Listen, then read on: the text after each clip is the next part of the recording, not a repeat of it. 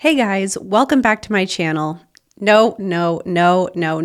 If your intros sound like that, you need to stop right now. The first 60 seconds of a YouTube video can make or break whether or not someone sticks around, which of course for us translates into whether or not they become a lead. So I am here to tell you the importance of incorporating a hook in every video that you do on YouTube. And I will share with you the exact way that I do this on my channel to make sure that I keep viewers watching till the end of my video. So if you are starting a YouTube channel or already have one, I'm going to assume you are also using other social media platforms like Facebook, Instagram, or TikTok, and likely putting out content for your clients on those platforms as well. If that's the case, you know how important it is to have a hook on all of your reels or any sort of video that you're putting out there, because people have a really short attention span. And that is even elevated with short form content because the videos could only be 10 seconds long. So if you don't hook someone in the first second, they're probably swiping away. The benefit to YouTube is most people are settling in for a longer form video on YouTube. That's the whole reason why they're here.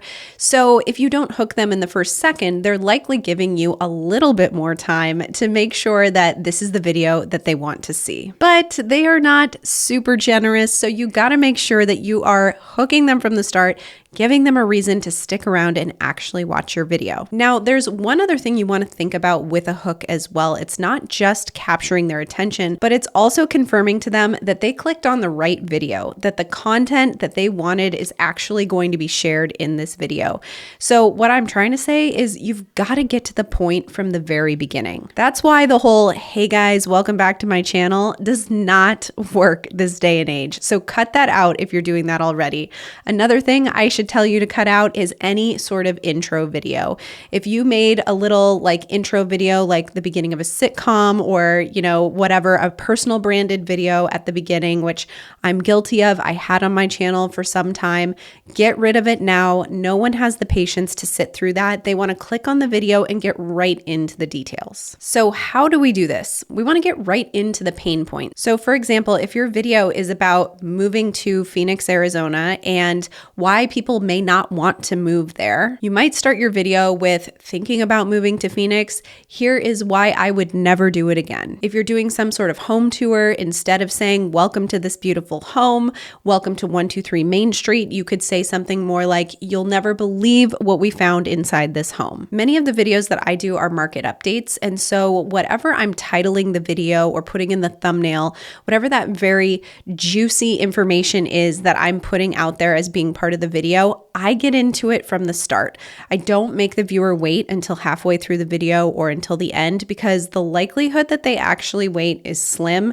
And if they are going to click through to try to get to the end, that's only hurting my analytics. So it's best if you just jump right into the information that you advertised is going to be in this video, because that is going to get your viewer interested from the start and then hook them to continue to watch for the additional information. Now, while you have their attention, this is also a really good time to establish credibility in your video. So whatever you're talking about, you might be able to say, by the way, I've helped more than 30 families relocate to Phoenix in the last couple years. You can also use this time at the very beginning to incorporate some sort of a teaser for what they're going to hear further down the video. Something like, I'm going to get into 3 hard truths that no one is talking about. I know it feels like you might be giving everything away in the beginning when you're making a video and starting with a hook that basically delivers on all the information that you advertised was going to be in that video.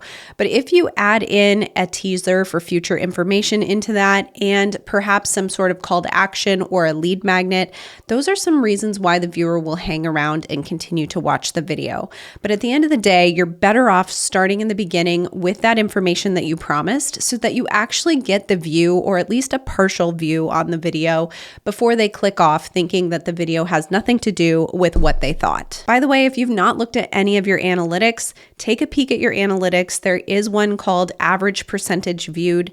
You can see how long people are watching each one of your videos, what that average percentage is, and it even shows you exactly where the viewer clicked off your video, where they lost interest. This will help you change around your structure for future videos, whether that be changing the hook, changing the timing of something, or not cutting away from your face at a time where you're talking about something and trying to show something else. I'll do a future video all about analytics, so make sure you stick around for that. If you've watched any other videos on my channel, you know that I am all about being very strategic and intentional when you're building your YouTube channel and also when you're creating every single video. Part of this has to do with knowing exactly who you're talking to. So when you know who you're talking to, you can make the right content for that person, and then you're confident that that content is actually going to speak to your viewer. When you're clear on your audience, it's a lot easier to create a video with a structure that has a good hook and a good call to action because you know what the viewer's interested in, you know what they're looking for. If you're still unclear on this, I've linked my free client avatar workbook down below, which will translate into making it so much easier for you to create video content on YouTube. So do me a favor, if you haven't yet, check your analytics, look at that average percentage viewed, and see if there's any improvements that you can make there. Do not make your next video without thinking through what the hook looks like in the very beginning. And now that you understand the importance of a hook at the beginning of the video, you have to understand the rest of the flow of the video to keep the viewer engaged and watching all the way until the end. So check out this video right here where I share my secret framework on how I keep viewers watching.